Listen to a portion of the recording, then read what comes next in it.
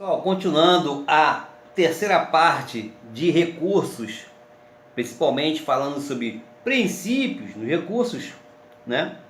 Vamos dar continuidade.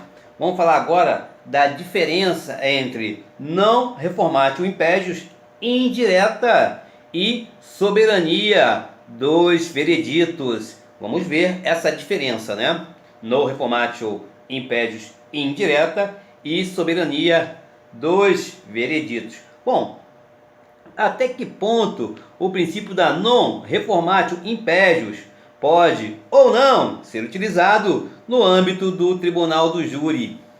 Bom, isso porque pode ser que o acusado tenha sido condenado no júri e que apenas a defesa tenha recorrido contra a decisão. Na sequência, o Tribunal de Justiça pode reconhecer que a decisão foi manifestamente contrária à prova dos autos, anulando-a e submetendo o acusado a novo julgamento. O júri poderá condenar o acusado a uma pena maior, prevalecendo a soberania dos vereditos ou não, prevalecendo então a non reformatio impédios. A questão é pacífica na doutrina e na nossa jurisprudência, decisão reiterada dos tribunais, há uma uniformidade, há um alinhamento na decisão, ou seja, no segundo julgamento, os jurados que serão diferentes do primeiro julgamento, do primeiro tribunal, são soberanos para reconhecer qualificadoras e ou causas de aumento de pena que não foram reconhecidas no primeiro julgamento, julgamento anterior, em fiel observância ao princípio da soberania dos vereditos.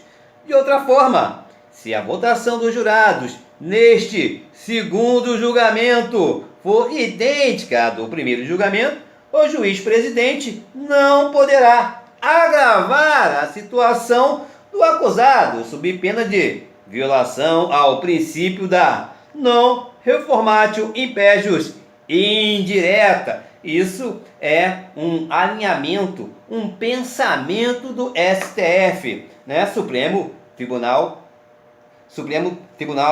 Federal. Princípio da reformatio impédios, reforma para melhor. Bom, de acordo com esse princípio, reformatio impédios, em recurso exclusivo da acusação, Ministério Público, na figura do promotor de justiça, do seu representante, é possível que o juízo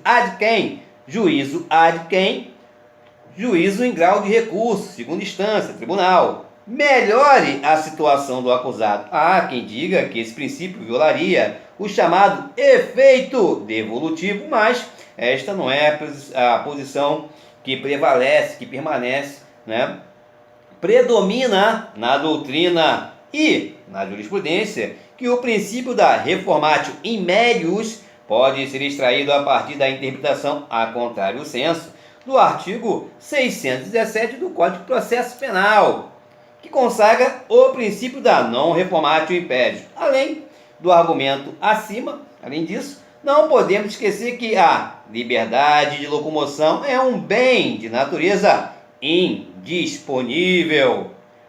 Assim, se o tribunal se depara com alguma circunstância violadora da liberdade de locomoção, não é pelo fato da matéria não ter sido devolvida que ela não poderá ser conhecida, apreciada. Bem assim, lembre-se também que os juízes de tribunais podem conceder habeas corpus de ofício.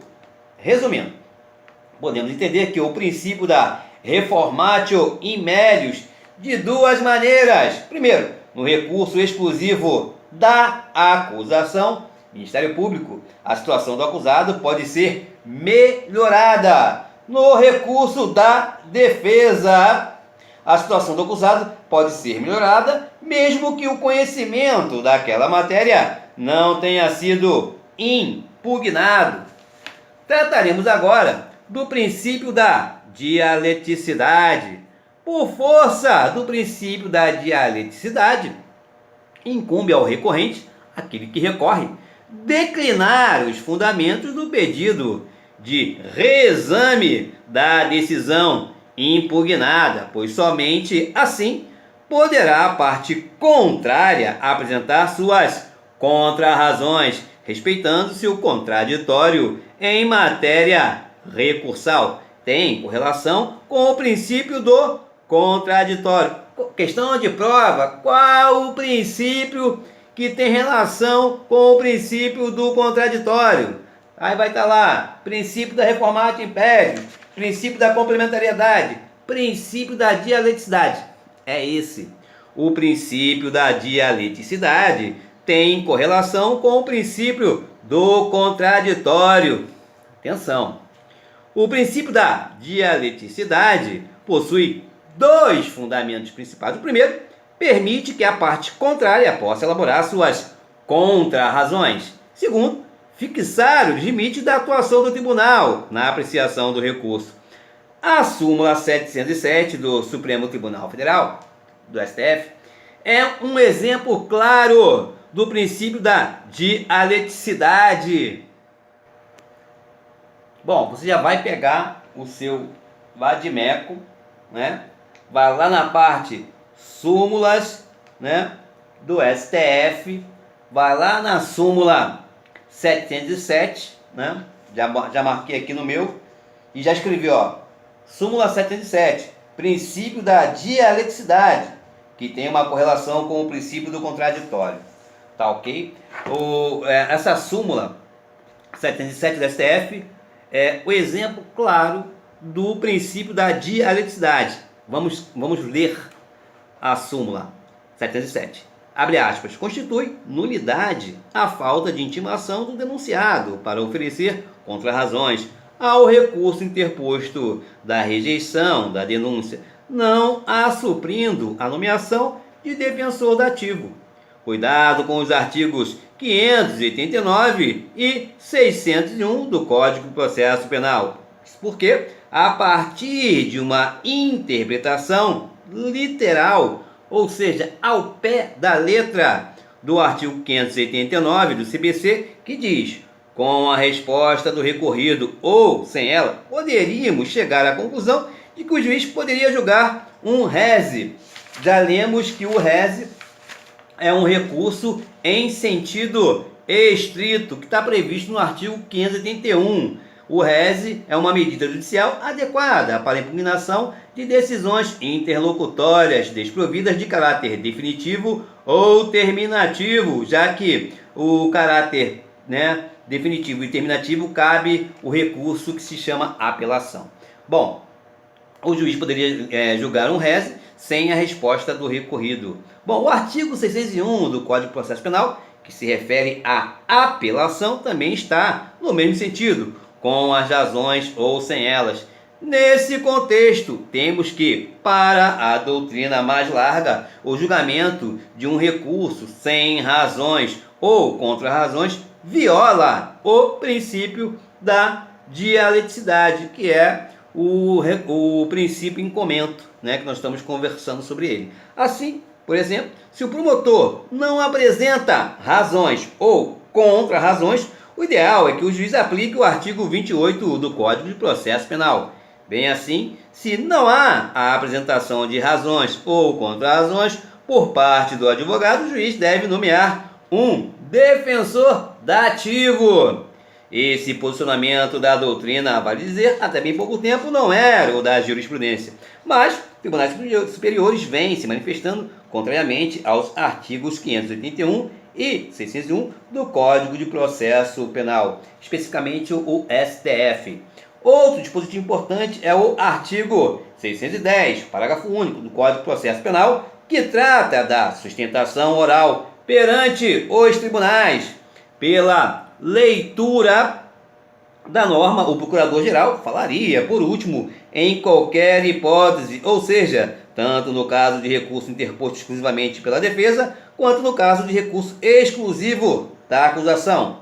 Durante muitos anos, esse entendimento foi aplicado, sob o argumento de que o MP, Ministério Público, em segunda instância, atuaria como fiscal da lei, custos legis. Todavia, sabemos que isso não é inteiramente verdade, pois o Ministério Público acaba atuando sim como parte interessada, seja em primeira, seja em segunda instância. Por esse motivo é que houve uma mudança de posicionamento da jurisprudência, na medida em que o STF, passou a entender que o fato de se permitir que o procurador-geral sempre fale por último violaria o princípio da dialeticidade, razão pela qual, em recurso exclusivo da acusação, a sustentação oral do procurador de justiça deve anteceder a manifestação da defesa.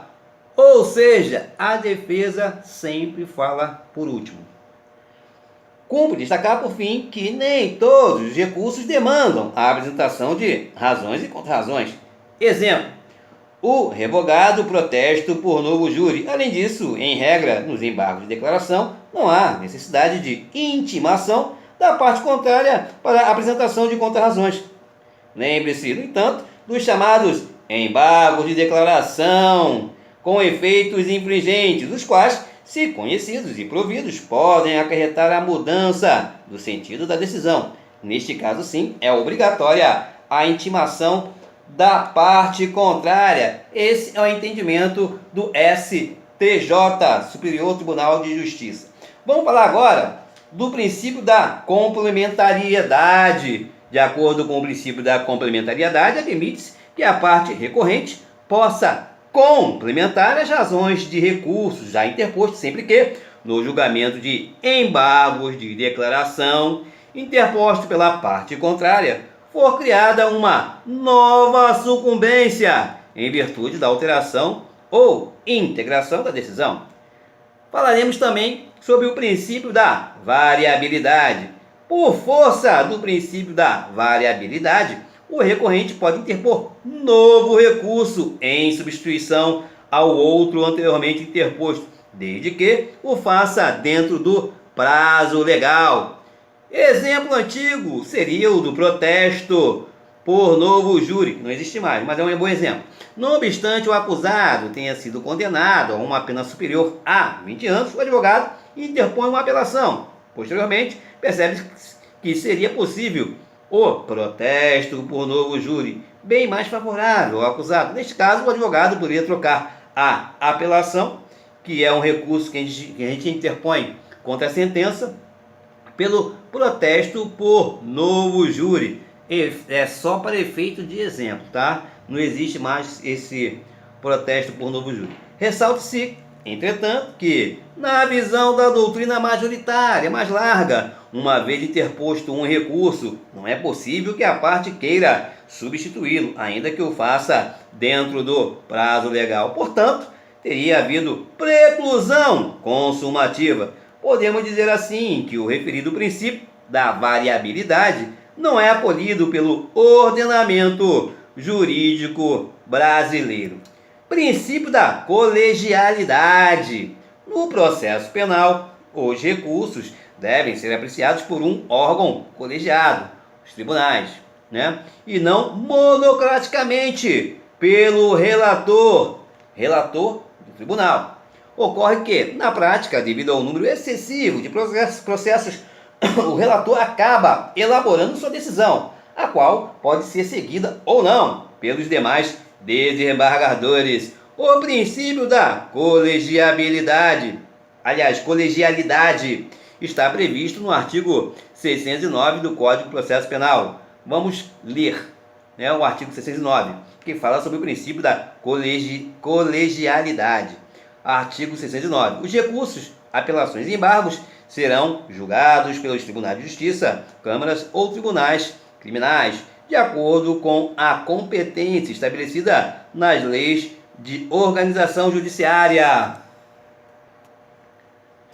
Então, você vai pegar seu vade-mecum, vai lá no artigo 609, e vai escrever em cima, do caput, princípio da colegialidade. Bom, nesse contexto, interessante é a discussão sobre a possibilidade ou não da aplicação do artigo 557, parágrafo 1º, traço A, do Código de Processo Civil no processo penal, claro que de forma subsidiária.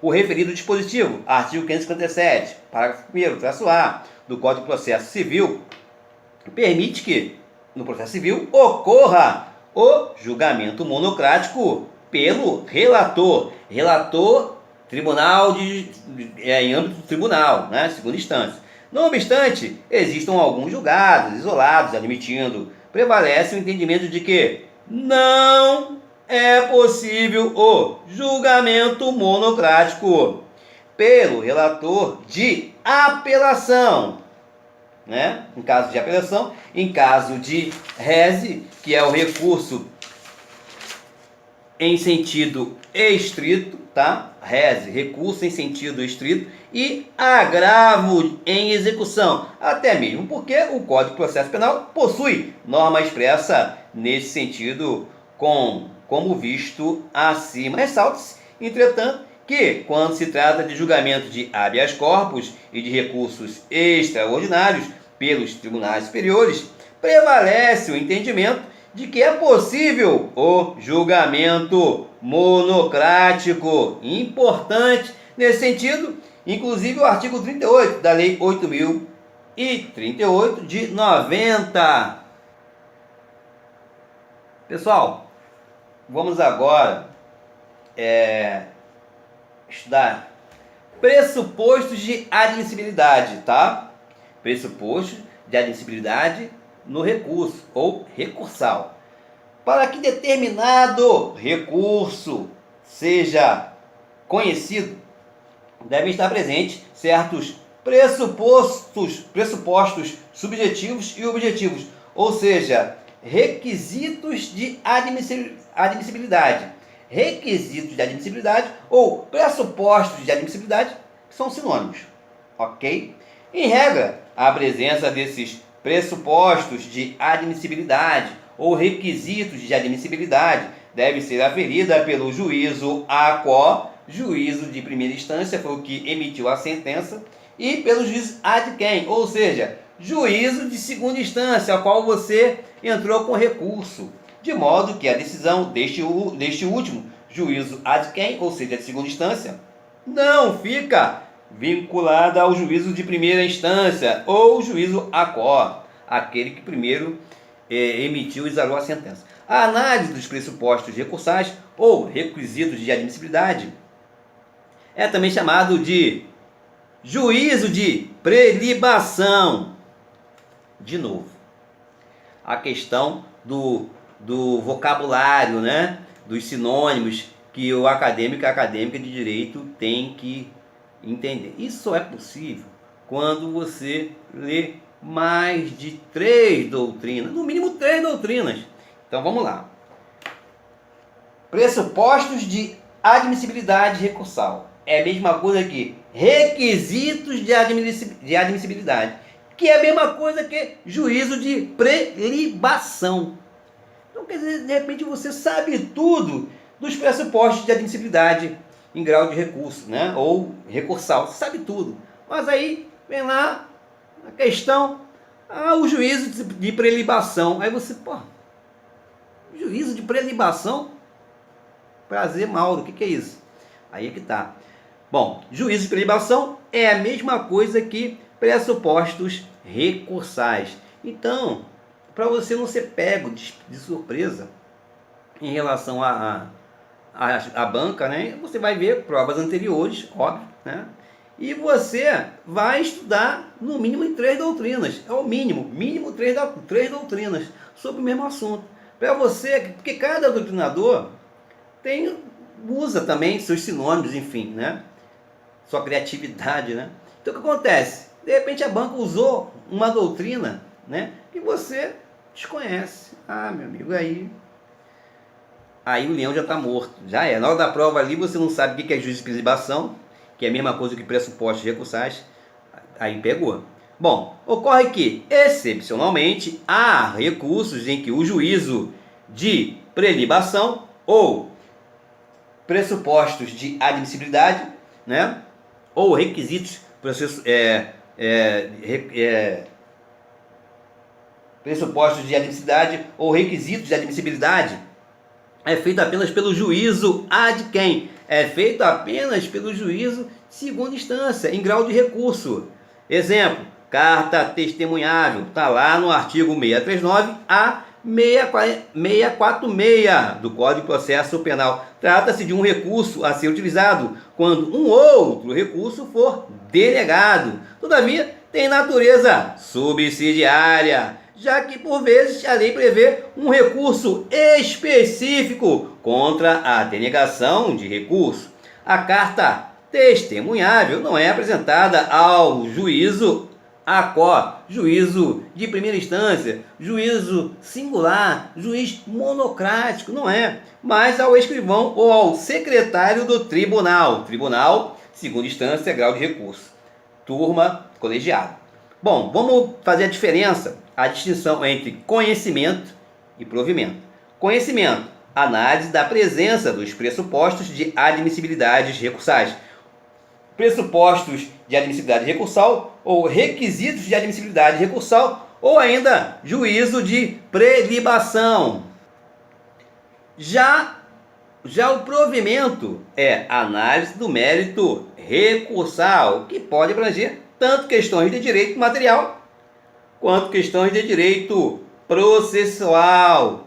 Direito material, no nosso caso, que é o direito penal. Direito processual, no nosso caso, do Código de Processo Penal. Ao elaborar um recurso, primeiramente, deve ser postulado o conhecimento do recurso, para que depois seja postulado o seu provimento. Então, de novo, conhecimento, análise da presença dos pressupostos de admissibilidade de recurso ou juízo de prelibação. Ou seja, se o recurso não tiver os pressupostos de admissibilidade, os requisitos de admissibilidade, o tribunal não vai nem acolher, não vou nem ler, porque ele não acolheu os pré-requisitos, né? Os pressupostos de admissibilidade do recurso, né?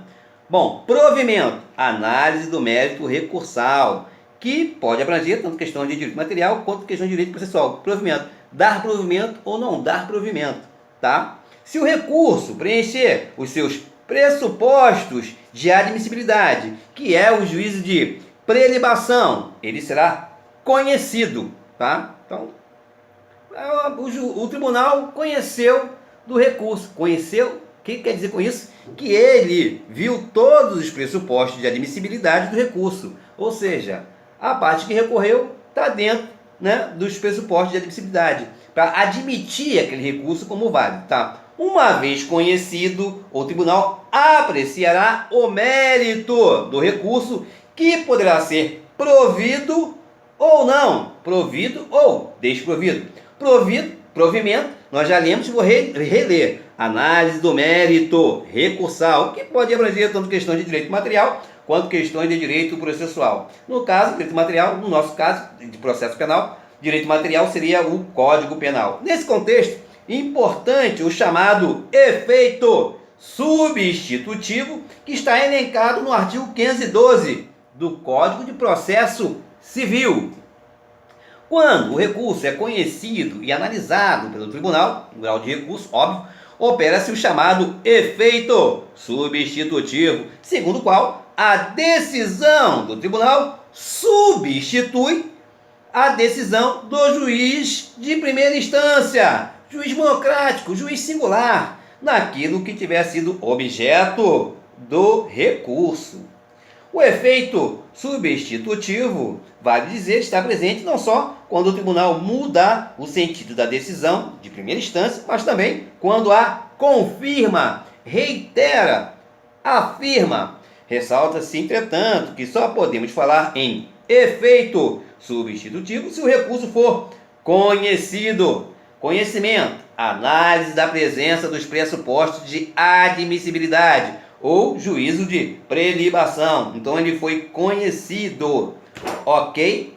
Bom, o não conhecimento do recurso não enseja a produção do referido efeito, tá? Quanto à competência para o julgamento da revisão criminal, podemos ter as seguintes situações. Diante de acórdão condenatório do Tribunal de Justiça com trânsito em julgado, caberá ao próprio Tribunal de Justiça o julgamento da revisão criminal. Diante de acórdão condenatório do Tribunal de Justiça contra o qual tenha sido interposto um recurso extraordinário, para o STF. Na hipótese de não conhecimento desta via impugnativa, subsiste a competência do Tribunal de Justiça para o julgamento da revisão criminal. Se o recurso extraordinário não foi conhecido, não superou o efeito substitutivo, óbvio. Diante de acórdão condenatório do Tribunal de Justiça contra o qual tenha sido interposto recurso extraordinário para o STF, há duas possibilidades. Primeiro, se o recurso extraordinário foi conhecido pelo STF, a ele também caberá o julgamento da revisão criminal, desde que o objeto de impugnação da revisão criminal ou revisional tenha sido apreciado pelo STF no julgamento do recurso extraordinário. Se o recurso extraordinário for conhecido pelo STF, caso a revisão criminal tenha por objeto matéria que não foi apreciada pela Suprema Corte no julgamento do recurso extraordinário, ao Tribunal de Justiça caberá o julgamento da revisão criminal ou o julgamento da revisional, para sintetizar. Pressupostos objetivos. Bom, pressupostos objetivos, vamos tratar agora. São aqueles que dizem respeito ao próprio recurso, diferentemente dos pressupostos subjetivos, que se referem à pessoa do recorrente. Cabimento dos pressupostos objetivos. O cabimento está relacionado ao princípio da taxatividade. Deve ser compreendido como uma previsão legal da existência do recurso.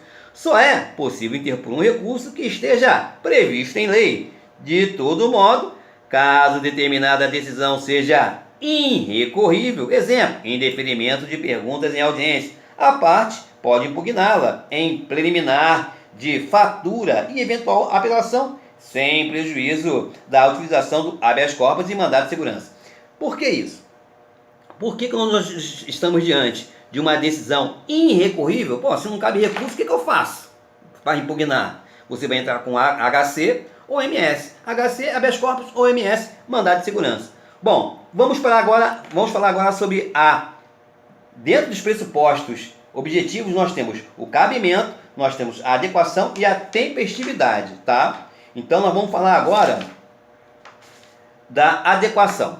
Por conta da adequação, deve ser utilizada a impugnação correta para o questionamento de determinada decisão. Esse pressuposto, objetivo, que é a adequação, vai dizer, acaba sendo mitigado pelo princípio da fungibilidade. Já falamos que é aquela aceitação de um recurso por outro, desde que não haja má-fé e desde que não seja um erro monstruoso, um erro primário, Qualquer acadêmico aí, que já tenha lido o recurso, sabe a diferença, Foi até o exemplo da sentença em que o recurso é a apelação e a parte entra com o recurso ordinário constitucional, que é o ROC.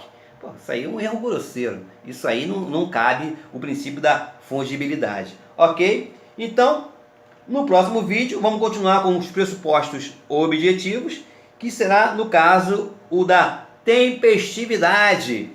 Ok? Um abraço.